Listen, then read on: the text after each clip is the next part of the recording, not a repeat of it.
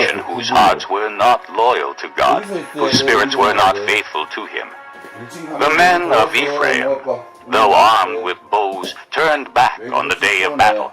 They did not keep God's covenant and refused to live by his law. They forgot what he had done, the wonders he had shown them.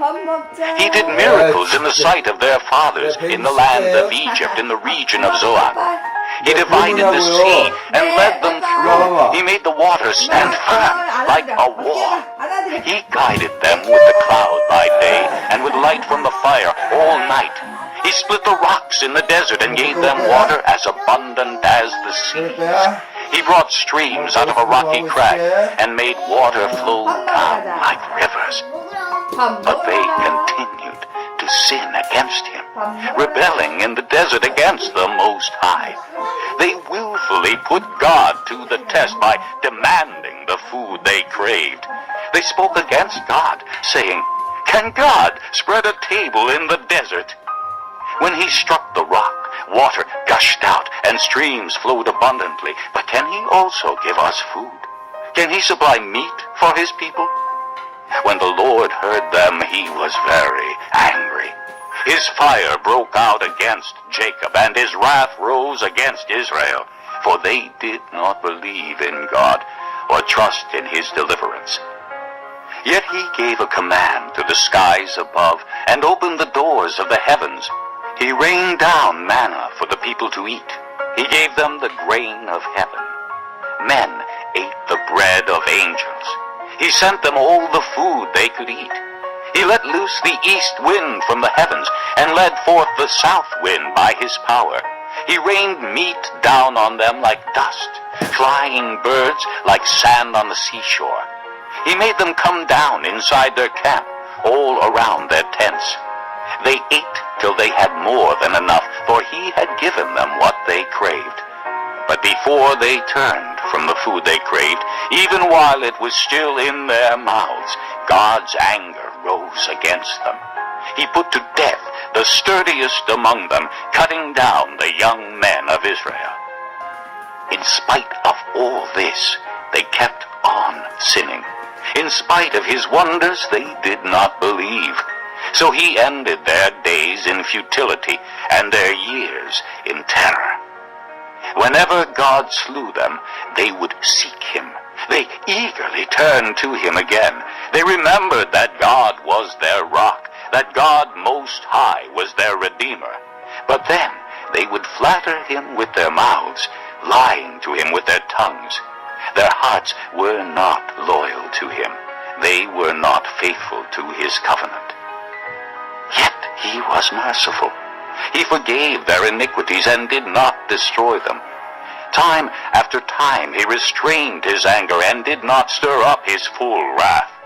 He remembered that they were but flesh, a passing breeze that does not return. How often they rebelled against him in the desert and grieved him in the wasteland. Again and again they put God to the test. They vexed the Holy One of Israel. They did not remember his power, the day he redeemed them from the oppressor, the day he displayed his miraculous signs in Egypt, his wonders in the region of Zoan. He turned their rivers to blood. They could not drink from their streams. He sent swarms of flies that devoured them, and frogs that devastated them. He gave their crops to the grasshopper, their produce to the locust. He destroyed their vines with hail, and their sycamore figs with sleet. He gave over their cattle to the hail, their livestock to bolts of lightning. He unleashed against them his hot anger, his wrath, indignation, and hostility, a band of destroying angels. He prepared a path for his anger. He did not spare them from death, but gave them over to the plague. He struck down all the firstborn of Egypt, the firstfruits of manhood in the tents of Ham. But he brought his people out like a flock. He led them like sheep through the desert. He guided them safely, so they were unafraid, but the sea engulfed their enemies. Thus he brought them to the border of his holy land, to the hill country his right hand had taken. He drove out nations before them and allotted their lands to them as an inheritance. He settled the tribes of Israel in their homes. But they put God to the test and rebelled against the Most High. They did not keep his statutes. Like their fathers, they were disloyal and faithless, as unreliable as a faulty bow. They angered him with their high places. They aroused his jealousy with their idols. When God heard them, he was very angry. He rejected Israel completely. He abandoned the tabernacle of Shiloh, the tent he had set up among men. He sent the ark of his might into captivity, his splendor into the hands of the enemy. He gave his people over to the sword. He was very angry with his inheritance. Fire consumed their young men, and their maidens had no wedding songs. Their priests were put to the sword, and their widows could not weep. Then the Lord awoke as from sleep, as a man wakes from the stupor of wine. He beat back his enemies. He put them to everlasting shame.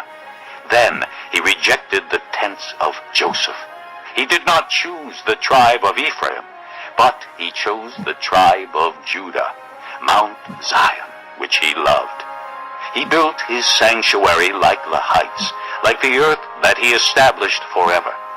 He chose David his servant and took him from the sheep pens. From tending the sheep he brought him to be the shepherd of his people Jacob, of Israel his inheritance. And David shepherded them with integrity of heart. With skillful hands he led them. Psalm 78, a maskil of Asaph. O my people, hear my teaching. Listen to the words of my mouth. I will open my mouth in parables.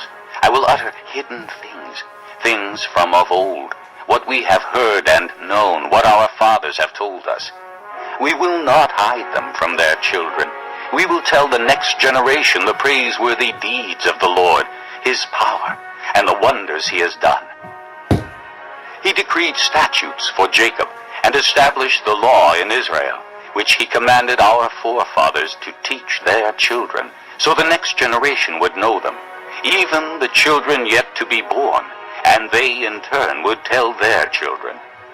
Then they would put their trust in God, and would not forget his deeds, but would keep his commands. They would not be like their forefathers, a stubborn and rebellious generation whose hearts were not loyal to God, whose spirits were not faithful to him.